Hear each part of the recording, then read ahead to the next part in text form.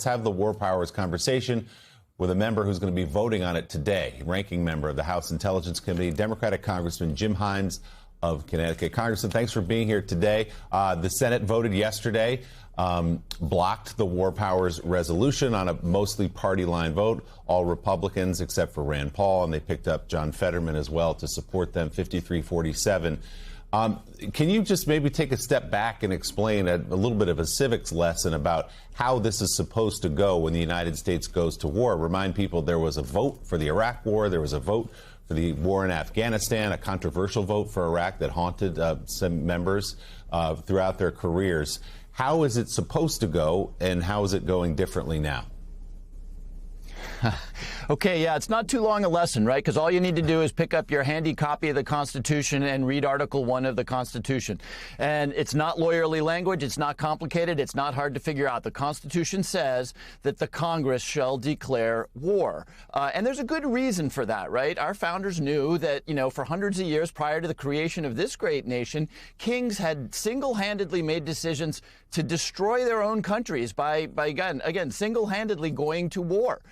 And this isn't hard to understand. We've already lost 6 precious people in Iran. We've already spent billions of dollars and immense numbers of munitions in Iran. Where does that come from? The people, of course, come from the people of the United States. The tax dollars come from the people of the United States. So our framers understood that this is not a decision that should be left up to one man. Now, to be fair, over the many, many years, lots of presidents of both Republican and the Democratic parties have taken the decision unconstitutionally, in my view, to do things, to bomb Libya, as Clinton did, to bomb the Balkans, right? So, as my Republican friends point out, this is not a new thing with Trump. Now, by the way, just because others do it doesn't mean it's okay. And, bombing Libya to remove a dictator is one thing. But we, again, have already lost 6 precious Americans.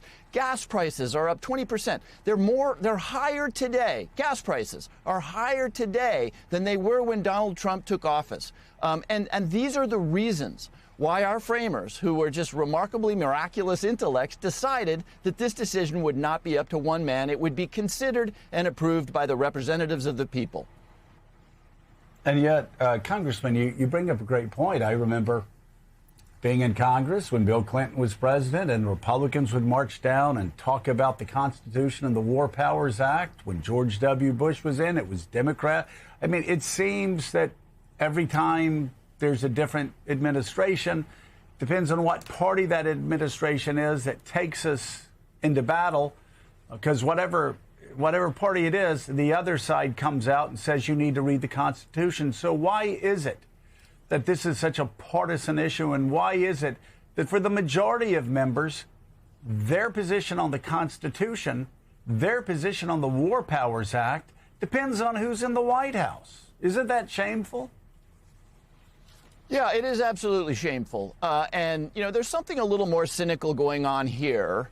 And that is that the majority of the Republicans don't want to be anywhere near this thing, right? They don't want to have the debate, because if we did have a debate in Congress, we would start asking questions like, how is it that a war was launched with tens of thousands of Americans in Israel and in the Persian Gulf and no plan whatsoever to get them out of harm's way?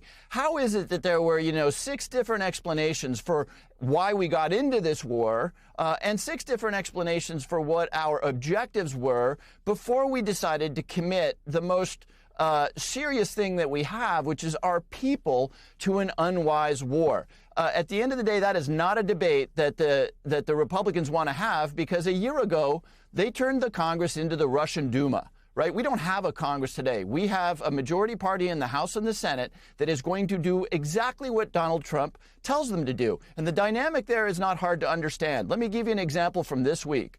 Dan Crenshaw of Texas, who has the temerity. Now, by the way, he probably supported Donald Trump's stuff 95% of the time. But that 5% where Dan Crenshaw showed the slightest inclination to independence got him a primary. And next Congress, Dan Crenshaw, because he varied with the president on a couple of tiny little things, will no longer be a member of Congress. Because of that dynamic, the majorities in the House of Representatives and the Senate have turned the Congress into the Russian Duma. Whatever the leader wants, the leader gets. But now, of course, as I pointed out, Gas prices are going up and are going higher. More, unfortunately, Americans will be lost over there. Our consulates, our embassies will get hit by missiles. We're learning now that humiliating your allies is probably not a good idea before you get yourself into a Middle Eastern war, because now they're not letting you use your air bases. So my point is here that, Constitution and congressional prerogatives is probably a little abstract to the American people, but 20-cent increases in gas prices,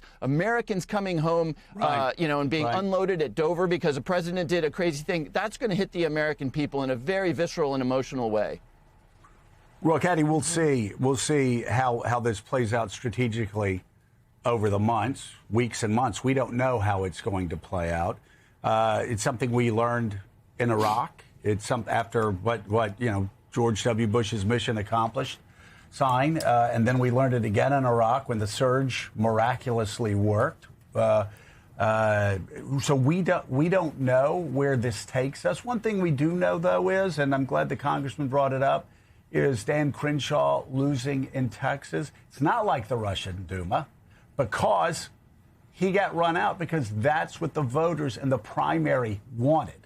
Which suggests, when we all ask, why do these Republicans in Washington humiliate themselves every day? That one race shows us why. You can be loyal 95% of the time, and it's not enough for the president, and it's not enough for the primary voters. So they decide who they want in Congress, and they're getting exactly what they want on the Republican side.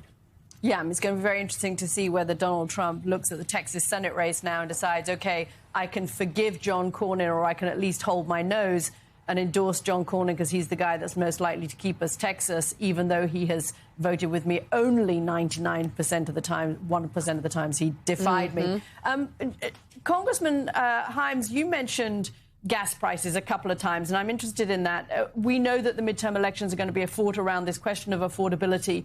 Are we going to see more Democrats come out and link affordability issues with the price of the war in Iran? We know that in the first day, my understanding is $1 billion was spent by the Department of Defense on this war. At the same time, we're seeing healthcare subsidies cut. Is this going to become the cost of the war versus the costs that Americans are having to pay for things like gas and healthcare? Is that going to become something we hear more of from Democrats?